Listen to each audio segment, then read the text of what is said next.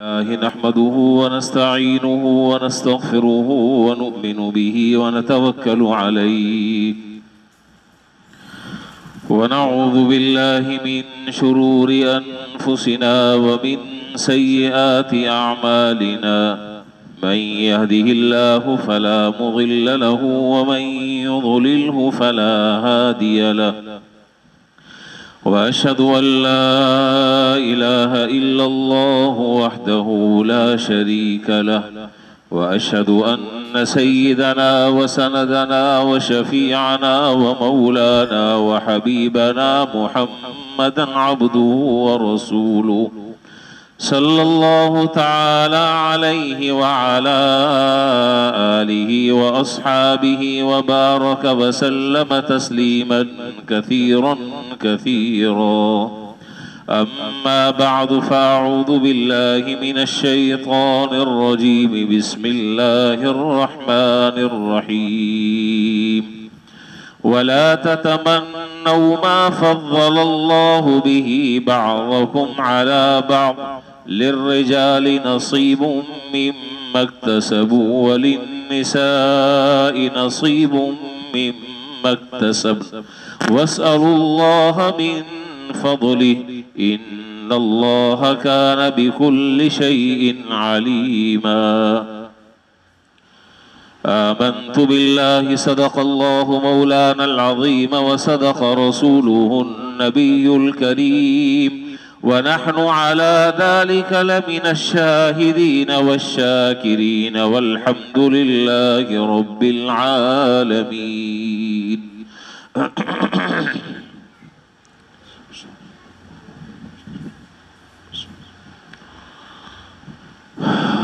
बुजुर्गान मोहतरम व बरादरान अजीज,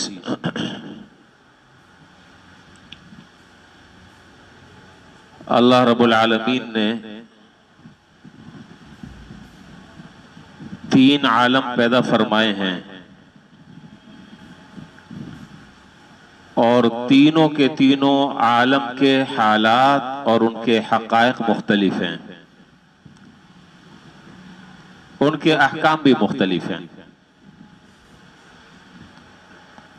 एक आलम वो है कि जिसे जन्नत का आलम कहा जाता है, जहां कभी कोई तकलीफ नहीं, कोई परेशानी नहीं, कोई गम और अलम नहीं। वहां दाखिल होने के बाद राहत ही राहत है, सुकून ही सुकून है, इत्मीनान ही इत्मीनान है। वहां परेशानी और गम का कोई गुजर नहीं। वो है आलम आलम जन्नत, जहां अल्लाह ताला अपने फजल व करम से और अपनी रहमत से हम सबको पहुंचा दें। दूसरा आलम है जिसे आलम दोज़ख कहा जाता है, जो तमाम की तमाम तकलीफों का मजमुआ है, तमाम गमों का मजमुआ है। वहां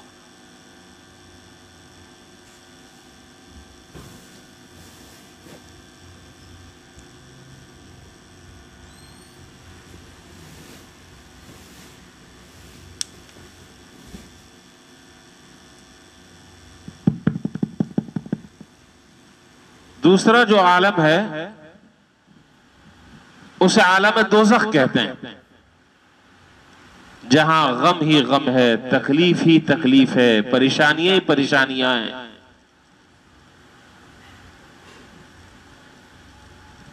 अल्लाह ताला हर मुसलमान को उससे महफूज फरमाए। वहां का गम और वहां की तकलीफ का इस दुनिया में तसव्वुर नहीं किया जा सकता, सोचा जा नहीं सकता। तीसरा आलम वो है जो इन दोनों का मजमुआ और मुरक्कब है, उसे आलम दुनिया कहते हैं। यहां अगर एक तरफ गम और परेशानी है तो दूसरी तरफ राहत भी है। एक तरफ अगर सेहत है तो दूसरी तरफ बीमारी भी है, एक तरफ अगर खुशी नजर आती है तो दूसरी तरफ तकलीफ भी है, एक तरफ रात है तो दूसरी तरफ दिन भी है। मेरा ख्याल आज मुझे ऐसा लग रहा है कि आज हमें नमाज पढ़ा के आपको छुट्टी दे देनी चाहिए, ऐसा मुझे महसूस हो रहा है। तो नमाज पढ़ लेते हैं, फिर छुट्टी, आपकी भी छुट्टी हमारी भी छुट्टी। जब मुझे ऐसे कुछ असबाब लग रहे हैं और ये असबाब बता रहे हैं कि बस काफी है। अच्छा जी, तो दोनों तरह के हालात अल्लाह ताला ने रखे हैं।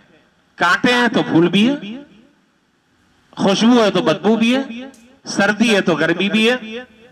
और दुनिया और बुनियादी जो एक बात जहन में रहनी चाहिए वो ये कि दुनिया की कोई राहत, दुनिया की कोई खुशी मुकम्मल राहत और खुशी नहीं है।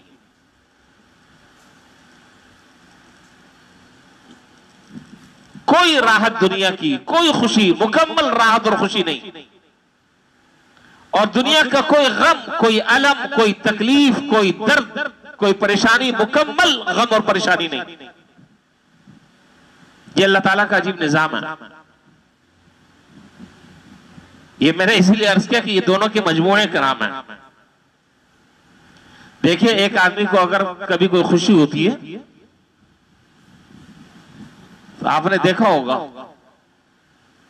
उस खुशी के साथ साथ कोई उसमें गम का कांटा भी साथ लगा हुआ होता है। गम का कांटा भी साथ लगा, मिसाल के तौर पर अब हमारी तो खुशी क्या है? हमारी खुशी तो यही है कि भाई ज्यादा से ज्यादा पैसा आ जाए, ज्यादा से ज्यादा मालो दौलत हो, ज्यादा से ज्यादा आसाइश और आराम हो, राहत के असबाब हो, यही है। फर्ज करें कि एक आदमी को अल्लाह ताला खूब दौलत दे देते हैं। मैं बात समझा रहा हूं, समझाने के लिए मिसाल अर्ज कर रहा हूं। खूब अल्लाह ताला दौलत दे देते हैं, खूब माल दे देते हैं, ये खुशी की बात है तकलीफ की? बताइए। लेकिन मैंने अर्ज किया कि इसके साथ एक गम का कांटा साथ लगा हुआ है। वो क्या? अब इस बात का डर और खतरा है कि कहीं हाथ से ना निकल जाए,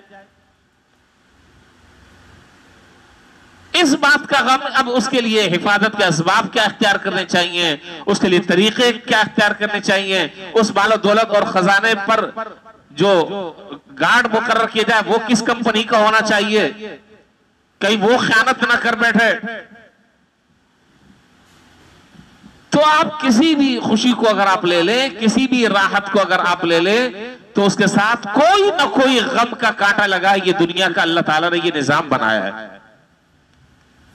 कोई आदमी तलाश करने से भी आपको ऐसा नहीं मिलेगा, तलाश करने से जो ये कहता हूं कि आज तक के मुझे कोई दुनिया में गम, बीमारी, आजारी, तकलीफ नहीं आई।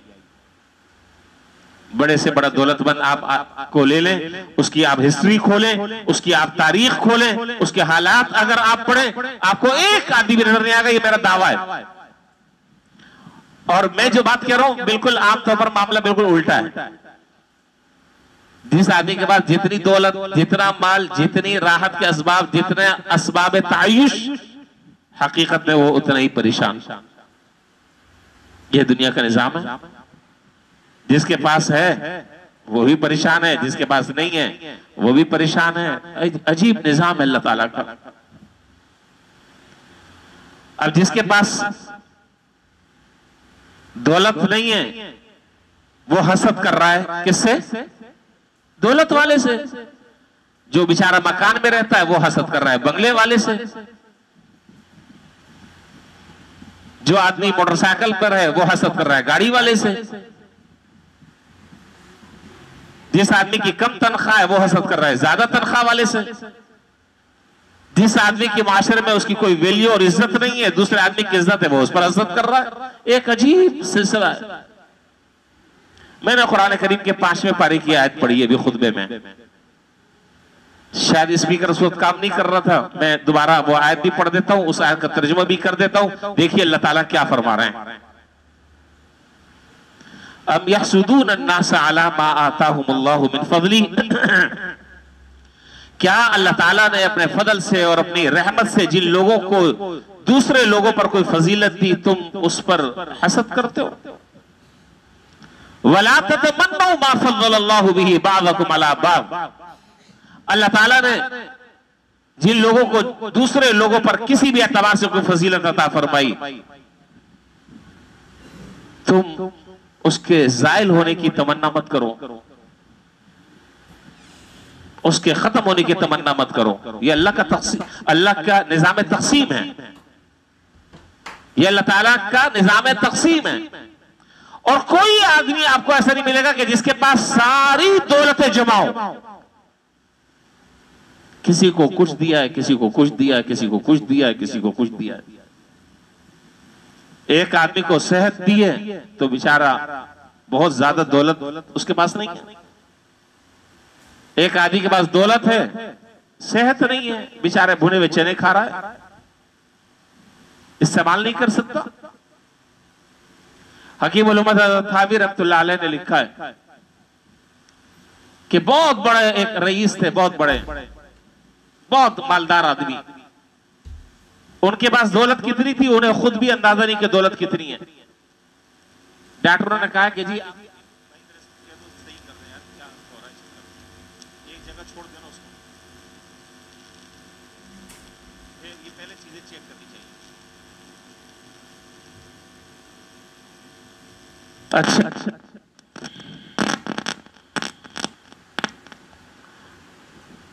इतनी दौलत थी कि उन्हें भी अंदाजा नहीं कि कितनी दौलत है, लेकिन अंदरूनी निजाम हाजमा खत्म। डॉक्टरों ने कहा देखे दौलत इतनी है, उस आदमी को भी अंदाजा नहीं कि कितनी नस्लों की नस्लें आने वाली खाती रहेंगी, खत्म ना हो। डॉक्टरों ने कहा कि एक लुकमा रोटी का आप मुंह में नहीं डाल सकते, अल्लाह ताला पनाह में रखे। एक लुकमा मुंह में आप नहीं डाल सकते। आपको क्या करना है?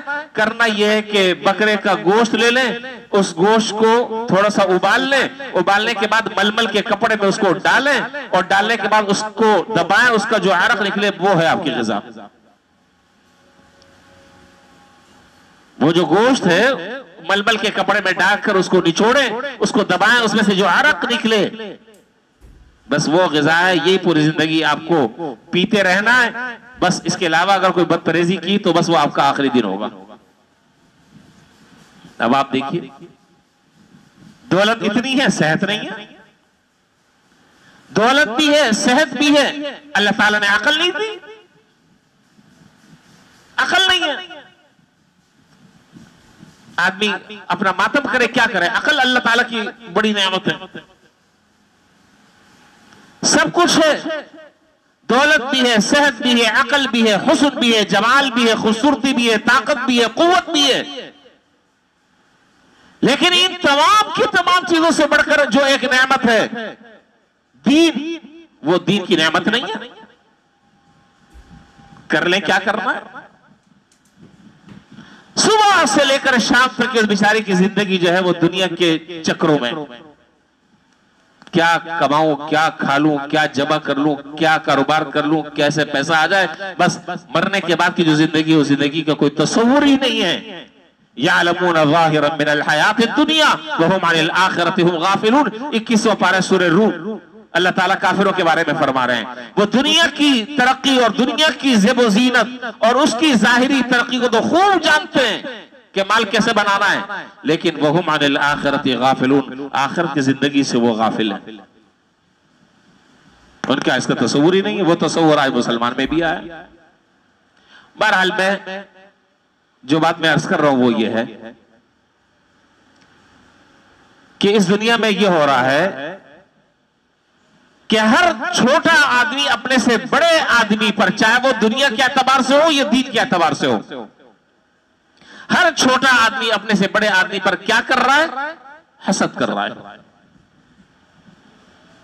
मैंने दोनों शर्तें लगाई हैं, दोनों बातें मैंने जिक्र की हैं, चाहे वो अल्लाह ताला ने उसको कोई दुनिया की नेमत अता की हो या अल्लाह ताला ने उसे कोई दीन की नेमत अता की हो, उस पर जल रहा है, हसद कर रहा है।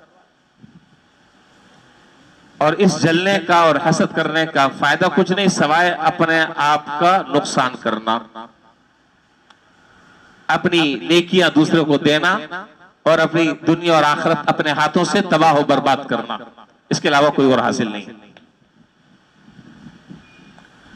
तो इसीलिए मैं 2 जुमे हो गए मैं यही बात समझाने की कोशिश कर रहा हूं, मुख्तलिफ अंदाज से, मुख्तलिफ पैराए में, मुख्तलिफ मिसाल और वाकयात के जरिए, कि इस दुनिया में रहते हुए सबसे अहम और जरूरी जो चीज है, अगर हम सुकून और राहत से रहना चाहते हैं तो उसका वाहिद तरीका यह है कि दूसरों की चीजों को देखकर हसद करना, बोलिए, छोड़ दो। अल्लाह ताला ने जो नेमत आपको दी है उस नेमत को देखकर उसका शुक्र अदा करो।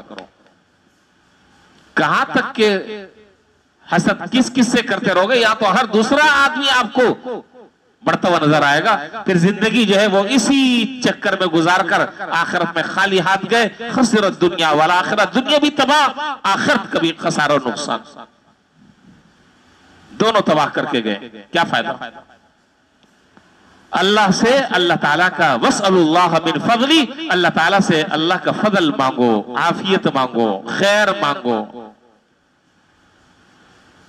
हसद करने की इजाजत नहीं है, उससे जिंदगी आदमी की तबाह बर्बाद होती है, सुकून आदमी का गारत जाता है। और हजरत अबू दरदा रज़ी अल्लाह तआला अन्हु की एक हदीस में पढ़ रहा था,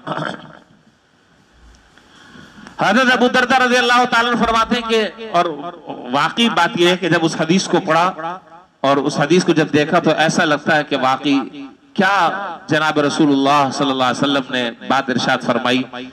ऐसा मालूम होता है कि 1400 साल पहले आपने दुनिया के हालात को बहुत करीब से देखकर आपने वो बातें इरशाद फरमाई हैं जो आज मिन वान वो चीजें सादिक आती हैं। हज़रत अबू दरदा रज़ी अल्लाह तआला अन्हु से रिवायत है कि जनाब रसूलुल्लाह सल्लल्लाहु अलैहि वसल्लम ने इरशाद फरमाया कि जो आदमी हसद में मुब्तला होगा, याद रखना उसका गम बड़ा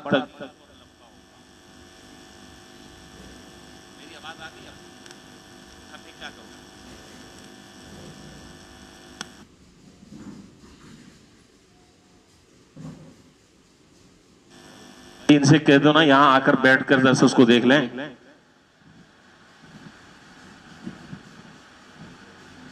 क्या मसला क्या है? तार हिल रहा है, तार हिल रहा है या माइक खराब है?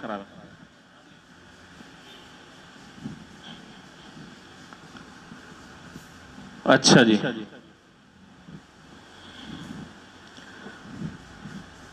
हज़रत अबू दरदा रज़ी अल्लाह तआला अन्हु से रिवायत है कि जनाब रसूलुल्लाह सल्लल्लाहु अलैहि वसल्लम ने इरशाद फरमाया,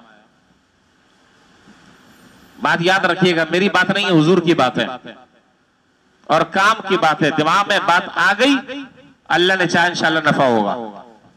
फरमाया कि हासिद आदमी के गम को अल्लाह ताला लंबा कर देते हैं। अब आप इसको सोचते रहें, हासिद आदमी का गम खत्म नहीं होता, उसका गम लंबा हो जाता है। क्यों लंबा हो जाता है? इसलिए कि वो बेचारा इसमें ही कुड़ता रहता है, कुड़ता रहता है, कुड़ता रहता है, कुड़ता रहता है, सुकून ही नहीं मिलता। देखिए, 2 चीजें हैं, अच्छी तरह बात समझ लें ताकि खलते मबहस ना हो। एक तो यह है कि किसी आदमी की जाहिरी तरक्की को देखकर दिल में एक अजीब सी कैफियत पैदा होती है ना, मेरे भी होती है, सिर्फ आपका मसला नहीं है, मेरी भी होती है, लेकिन मुझे पैदा होती है अल्हम्दुलिल्लाह, दीन के मामले में पैदा होती है, दुनिया के मामले में पैदा नहीं होती। दिल में कुड़न पैदा होती है, इस आदमी के पास ये कहां से आ गई चीज, कहां से आ गई? कल तक तो ये बेचारा फार्मी अंडे खाता था, आज देसी अंडे खा रहा है। आप समझ रहे हैं कि नहीं? कल तक ये बेचारा बकरी का दूध इस्तेमाल करता था, आज ऊंट का और भैंस का दूध इस्तेमाल कर रहा है। ये क्या चक्कर है? ये क्या हो रहा है? बस एक जरा सा ख्याल आया, इसमें कोई गुनाह नहीं है, इसमें कोई गुनाह नहीं है, ये गैर इख्तियारी चीज है। अपने से तरक्की करते हुए आदमी को देखकर दिल जरा सा बेकरार और बेचैन होता है, बस यहां तक के तो कोई हर्ज नहीं है। इससे अगला जो स्टेप है वो खतरनाक है। वो क्या? इसके पास ये क्यों है, इसको क्यों मिला और मुझे क्यों नहीं मिला। अब इसके पास ये चीज नहीं रहनी चाहिए, चाहे मुझे मिले या ना मिले, मैं इसके पास नहीं देख सकता। अब उसके लिए साजिश है, उसके लिए ताने बाने मिला रहा है, उसके लिए अजीब व गरीब किस्म की हरकत, खसीस हरकतें कर रहा है, सब कर रहा है। ये हराम, ये हराम है, ये नाजायज है, इसकी इजाजत नहीं।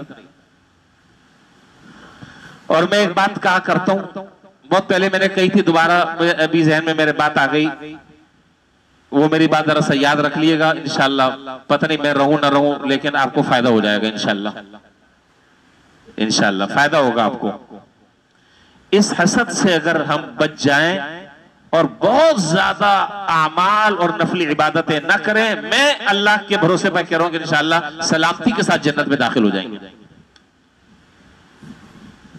बहुत ज्यादा आमाल हमारे पास ना हो, बहुत ज्यादा आमाल हमारे पास ना हो, इस गुनाह से हम बच जाएं तो अल्लाह ताला अपने फजल से इंशाल्लाह जन्नत में पहुंचा देंगे। बस ये बात मेरी याद रखिएगा। हज़रत अनस रज़ियल्लाहु ताला अन्हु कहते हैं कि जनाब नबी करीम सल्लल्लाहु अलैहि वसल्लम, अच्छा ये रिवायत तो मैं चले आगे मैं बताऊंगा। मैं जो बात मैं अर्ज कर रहा था वो ये है कि दूसरों की नेमतों पर जलने के बजाय अल्लाह ताला ने तुम्हें जो नेमतें अता फरमाई हैं उस पर अल्लाह ताला का शुक्र अदा करने की आदत डालो। उन नेमतों की तरफ नजर करो कि ये चीजें अल्लाह ताला ने मुझे इस्तेहकाक पर ये चीजें मुझे मिली हैं या बगैर इस्तेहकाक के मिली हैं। हम में से हर आदमी अगर देख ले कि अल्लाह ताला ने जो नेमतें अता फरमाई है मेरा इस्तेहकाक नहीं बनता, मेरा इस्तेहकाक नहीं बनता, बगैर इस्तेहकाक के अल्लाह ताला ने ये नेमतें अता फरमाई हैं, तो फिर दूसरे के हसद और कीने के बजाय अल्लाह ताला की इन नेमतों पर इंसान जबान से शुक्र अदा करने का आदी होगा। हज़रत अब्दुल्लाह इब्न मुबारक रहमतुल्लाह अलैह, मैंने वैसे आज पक्का इरादा किया है, आप दुआ करें अल्लाह ताला मुझे इस पर इस्तेकामत अता फरमाए। इरादा तो हर जुमे करता हूं लेकिन कमजोर आदमी हूं। 2 बजे नमाज इंशाल्लाह खड़ी होनी है, इंशाल्लाह कोशिश करूंगा मैं। जो वक्त है उस वक्त पे जमात खड़ी होनी चाहिए, देर हो जाती है लेकिन ये अच्छी बात नहीं है, देर नहीं होनी चाहिए, जो वक्त है उसकी पाबंदी होनी चाहिए। इसलिए कि कोई बेचारा कहीं से आया हुआ होता है, कोई कहीं से आया हुआ होता है, किसको कहीं जाना है, कोशिश में इंशाल्लाह पूरी करूंगा। हज़रत अब्दुल्लाह इब्न मुबारक रहमतुल्लाह अलैह फरमाते हैं,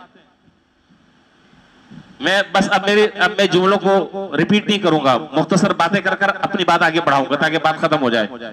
हज़रत अब्दुल्लाह इब्न मुबारक रहमतुल्लाह अलैह जलीलुल क़दर मुहद्दिस और फ़क़ीह गुजरे हैं। वो फरमाते हैं कि एक अरसे तक के मेरा मकान मालदारों के महल्ले में था। अहले सरवत जो लोग थे उनके महल्लों में और उनके बंगलों के साथ मेरा छोटा सा एक कुटिया सी थी, एक छोटा सा मकान सा था। लेकिन जितना अरसे मैं उनके महल्ले में रहा, हर वक्त मेरी एक अजीबो गरीब कैफियत रहती थी, हर वक्त एक अजीबो गरीब कैफियत रहती थी। मेरे पास ये है, उसके पास तो इतनी अच्छी चीज है, उसकी सवारी मेरी सवारी से बहुत अच्छी है, उसका मकान मेरे मकान से बहुत अच्छा है, उसका बंगला मेरे छोटे से कच्चे मकान से लाखों दर्जे बेहतर है। मेरे पास जो कपड़े नहीं है इसने इतने अच्छे कपड़े पहने हुए, मेरे पास आम बाटा की चप्पल है उसने हशमफीज की पहनी हुई है। उस जमाने में हशमफीज नहीं है, मैं समझाने के लिए बात कर रहा हूं। उस जमाने में होती होगी कोई आला किस्म की चप्पल, वो हशमफीज की पहन रहा है, मैं एक मामूली सा कपड़ा पहनता हूं, वो आला किस्म की बोस की पहन रहा है। कहते हैं कि जितना अरसा मैं उन मालदारों के साथ रहा, हर वक्त तबीयत की और अजीबो गरीब कैफियत, एक अजीबो गरीब कैफियत, यानी किसी पल सुकून और राहत हासिल नहीं हो रही। फिर मैंने अपना फैसला चेंज किया, अपना फैसला तब्दील किया, और वो क्या किया, फिर मैंने ये इरादा किया कि अब ये महल्ला छोड़कर मैं गरीबों की बस्ती में रहूंगा। इनकी बस्ती को छोड़कर अब मैं गरीबों की बस्ती में रहूंगा। चुनाचे मैंने सारा सामान अमान अपना एक गरीबों की जो महल्ला था बस्ती, वहां जब मैं पहुंच गया तो पहले दिन से लेकर आखिरी दिन तक इतनी मुझे राहत और इतनी खुशी हुई, और हर दम मैं अल्लाह ताला की नेमतों का शुक्र अदा करता रहा। इसलिए कि मैं जिस आदमी को भी अपने अलावा दूसरों को देखता वो कमतर नजर आता, मैं बेहतर नजर आता। उन बेचारों के पास तो चप्पल ही नहीं है पहनने की, चलो मेरे पास शुक्र है चप्पल तो है। उनके तो एक एक कपड़ों में न जाने कितने पैबंद लगे हुए, मैं तो अच्छा धुला धुलाया साफ सुथरा कपड़ा पहन रहा हूं। उनके पास तो रहने के लिए मकान भी बड़ा बोसीदा सा है, बारिश आए तो पूरा मकान तबाह हो जाए, मेरे पास कम से कम पक्का मकान तो है। अब क्या, अब सोच एकदम तब्दील हो गई। अब हर वक्त अपनी अल्लाह ताला की नेमतों पर जबान से शुक्र अदा करने की आदत हो गई। अल्हम्दुलिल्लाह अल्लाह ताला ने मुझे ये अता फरमाया, अल्हम्दुलिल्लाह अल्लाह ताला ने मुझे ये नेमत नसीब फरमाई, अल्हम्दुलिल्लाह ये नेमत भी मुझे हासिल है जो उन बेचारों के पास नहीं है। तो सोसाइटी से बड़ा फर्क पड़ता है, सोसाइटी से बड़ा फर्क पड़ता है। अब आगे मैं वो रिवाज जिक्र कर रहा था। हज़रत अनस रज़ियल्लाहु ताला अन्हु फरमाते हैं कि एक मर्तबा हजरात सहाबा भी बैठे थे, जनाब रसूलुल्लाह सल्लल्लाहु अलैहि वसल्लम भी तशरीफ फरमा थे, तो इतने में एक अंसारी सहाबी आए। आपकी तवज्जो मेरी तरफ है कि नहीं है? पक्की बात है, बिल्कुल। तो हजरत बयान फरमा रहे थे, बयान फरमाते फरमाते इतने में एक सहाबी आए, अंसारी सहाबी, और वो ताजा ताजा वजू कर कर आए और उनके दाढ़ी के बालों में से पानी टपक रहा था और उल्टे हाथ में उन्होंने अपनी चप्पलें पकड़ी हुई थी और आकर हुजूर की मजलिस में तशरीफ फरमा हो गए। जब वो आ रहे थे तो उनके मजलिस से बैठने से पहले और आने से पहले जनाब रसूलुल्लाह सल्लल्लाहु अलैहि वसल्लम ने हजरात सहाबा से कहा कि देखो अब एक आदमी आने वाला है, वो आदमी अहले जन्नत में से है। वो आदमी बोले अहले जन्नत में से है, जन्नती है। साहबा हैरान हो गए, एक मामूली आदमी है, कोई शान बान नहीं, कोई हटो बचो नहीं, एक आम सा सीधा सादा सा मुसलमान है। कहते हैं कि दूसरे दिन वही साहबी दोबारा आए और अभी दूर से हुजूर देख रहे हैं कि वो आ रहे हैं और इसी हाल में आ रहे हैं कि वजू करके उनके दाढ़ी से पानी के कतरे टपक रहे हैं और उल्टे हाथ में उन्होंने चप्पल पकड़ी हुई है। आपने उनके आने से पहले हजरात साहबा से कहा कि अभी एक आदमी आने वाला है, वो अहले जन्नत में से।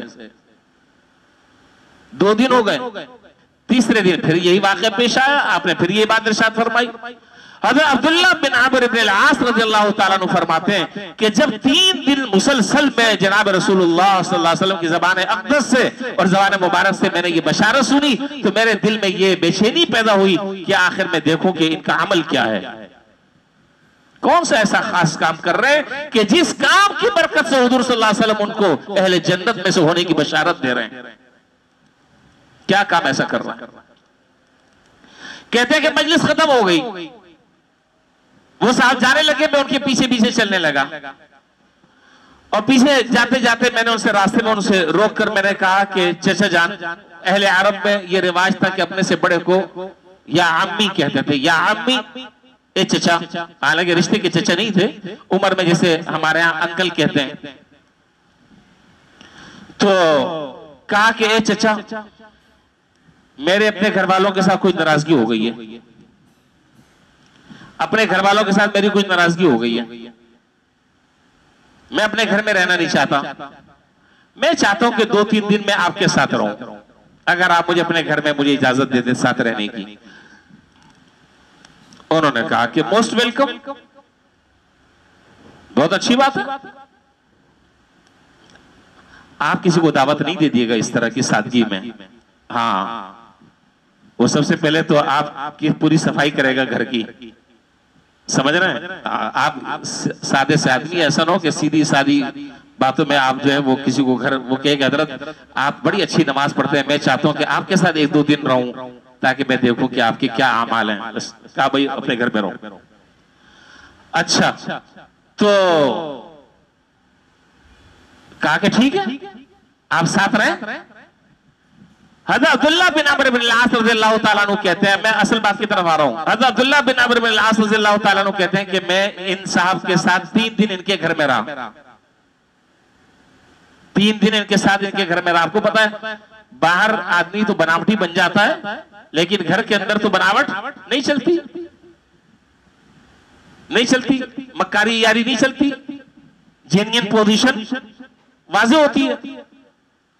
तो कहते हैं कि 3 दिन 3 रात तक के मैं उनके साथ रहा, दिन को भी उनके साथ रहता था, रात को भी उनके साथ रहता था। रात में ये देखता कि जब वो आते अपने बिस्तर पर वजू करते और वजू करने के बाद अपने बिस्तर पर लेटते और लेटते लेटते कुछ तस्बीहात पढ़ते। सुन रहे हैं कि नहीं? कोई तस्बीहात पढ़ते और इतने में उनको नींद आ जाती, सो जाते।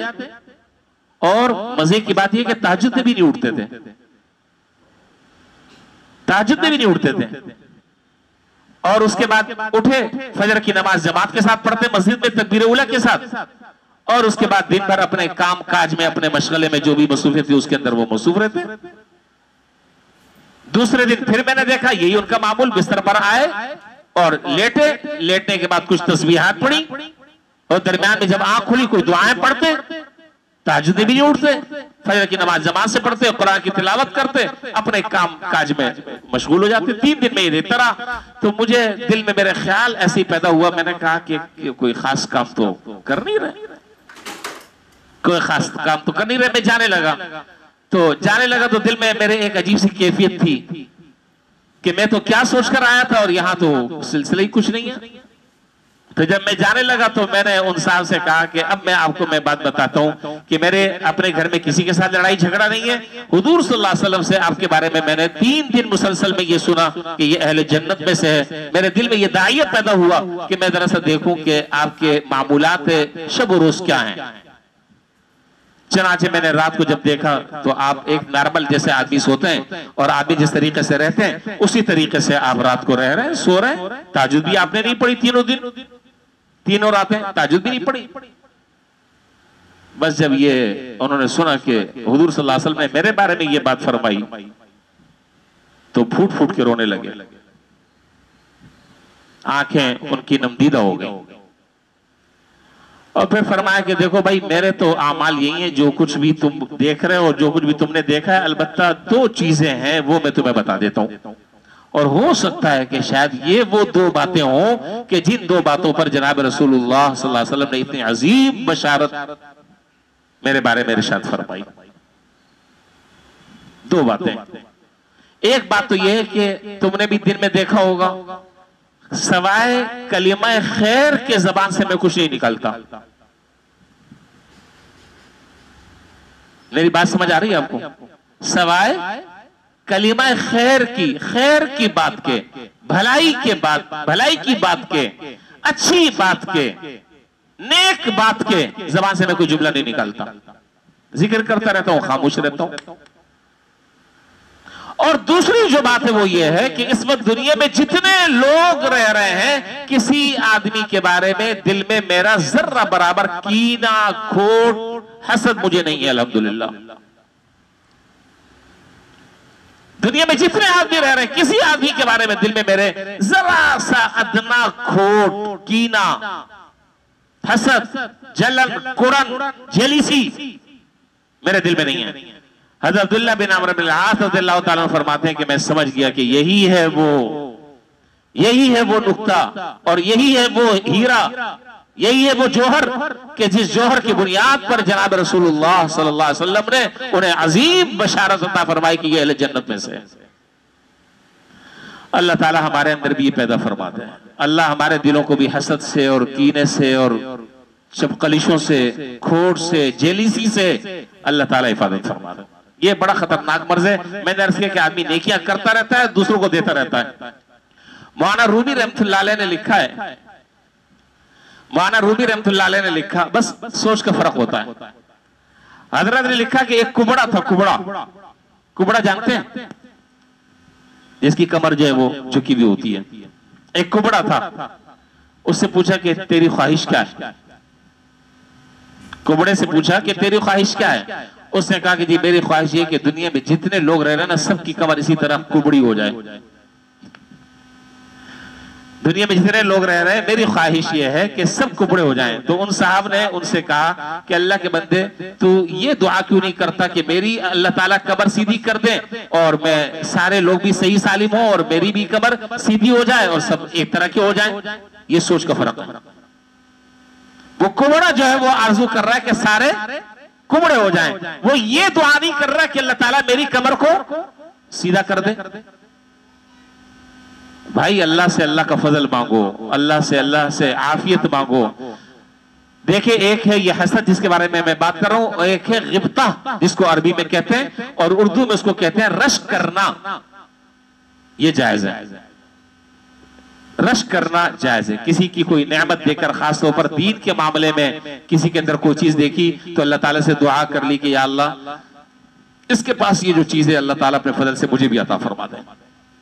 ये जैसी नमाज पढ़ रहा है या अल्लाह मैं भी ऐसी नमाज पढ़ने वाला बन जाऊं। ये आदमी जैसा जोदो सखा, इसके हाथ आपने खोले हुए हैं, जिसको आपने इतना मालो दौलत दिया है, अल्लाह की मखलूक पर लुटा रहा है, या अल्लाह मुझे मेरे पास हो तो मैं भी ऐसे लुटाऊं।